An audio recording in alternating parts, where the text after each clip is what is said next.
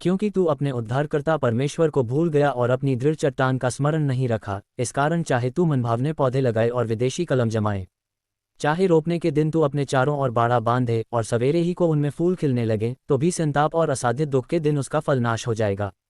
ये पद हमें सिखाता है कि हमें अपने जीवन की नींव परमेश्वर पर रखनी चाहिए, न कि केवल अपनी योजनाओं और प्रयासों पर, क्योंकि परमेश्वर के बिना हमारी सफलता स्थायी नहीं होगी और कठिन समय में हम असहाय हो सकते हैं।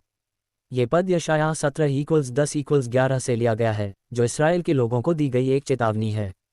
इसमें परमेश्वर के विरुद्ध उनकी अविश्वसनीयता और इसके परिणामस्वरूप आने वाले दंड को दर्शाया गया है। विवरण और अर्थ। 1. क्योंकि तू अपने उद्धारकर्ता परमेश्वर को भूल गया, इस्राएल ने परमेश्वर को छोड़कर अन्य देवताओं या अपनी ताकत पर भरोसा करना शुरू कर दिया था। 2. अपनी दृढ़ चट्टान का स्मरण नहीं रखा। दृढ़ चट्टान परमेश्वर को संदर्भित करता है, जो उनकी सुरक्षा और स्थिरता का स्रोत था। 3. चाहे तू मनभावने पौधे लगाए और विदेशी कलम जमाए, इसका तात्पर्य यह है कि इस्राएल ने अपने भले के लिए योजनाएं बनाई, लेकिन वे परमेश्वर के बिना थीं।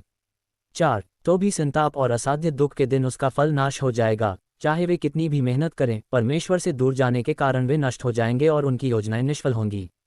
आध्यात्मिक शिक्षा। ये हमें याद दिलाता है कि केवल अपनी बुद्धि और योजनाओं पर निर्भर रहना पर्याप्त नहीं है, परमेश्वर की इच्छा और आशीर्वाद के बिना हमारी मेहनत व्यर्थ हो सकती है। जब हम परमेश्वर को भूल जाते हैं, तो चाहे हमारी योजनाएं कितनी भी अच्छी लगें, वे अंततः विफल हो जाती हैं। सच्ची सुरक्षा और समृद्धि केवल परमेश्वर पर निर्भरता से आती है।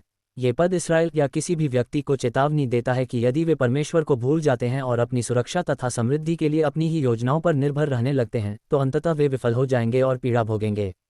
गहरा अर्थ और व्याख्या। 5. परमेश्वर को भूलना। ये पद कहता है कि लोग अपने उद्धारकर्ता परमेश्वर और दृढ़ चट्टान, सुरक्षा और स्थिरता के स्रोत को भूल गए हैं। जब हम परमेश्वर की बजाय सांसारिक चीजों, धन, शक्ति, बुद्धि, अन्य लोगों पर भरोसा करते हैं, तो हम अस्थिर और असुरक्षित हो जाते हैं। 6. स्वयं की योजनाओं पर भरोसा करना। मनभावने पौधे लगाना और विदेशी कलम जमाना का अर्थ है कि लोग अपने सुख और सफलता के लिए योजनाएं बनाते हैं, लेकिन वे परमेश्वर के बिना होती हैं। रोपने के दिन बाड़ा बांधना और सवेरे फूल खिलना का तात्पर्य यह है कि उनकी योजनाएं प्रारंभ में सफल दिखती हैं, लेकिन ये स्थायी नहीं होती। 7. अंततः नाश और पीड़ा। जब कठिन समय, संकट, युद्ध, बीमारी, आर्थिक मंदी आता है, तो जो लोग परमेश्वर को भूल गए होते हैं, वे संकट को झेल नहीं पाते। उनकी मेहनत और योजनाएं नष्ट हो जाती हैं और वे दुख व असहायता में पड़ जाते हैं। आधुनिक जीवन में इसका संदेश। यदि हम अपने जीवन, करियर, परिवार या किसी भी चीज़ में केवल अपनी योजना और मेहनत पर निर्भर रहते हैं और परमेश्वर को प्राथमिकता नहीं देते, तो हमें स्थायी सफलता नहीं मिल सकती। शुरुआत में चीज़ें अच्छी दिख सकती हैं, लेकिन यदि हमारी नींव परमेश्वर में नहीं है, तो कठिन समय में सब बिखर सकता है। हमें ये याद रखना चाहिए कि परमेश्वर ही हमारी सच्ची सुरक्षा और समृद्धि का स्रोत है। निष्कर्ष। ये पद हमें सिखाता है कि हमें अपने जीवन की नींव परमेश्वर पर रखनी चाहिए, न कि केवल अपनी योजनाओं और प्रयासों पर, क्योंकि परमेश्वर के बिना हमारी सफलता स्थायी नहीं होगी और कठिन समय में हम असहाय हो सकते हैं।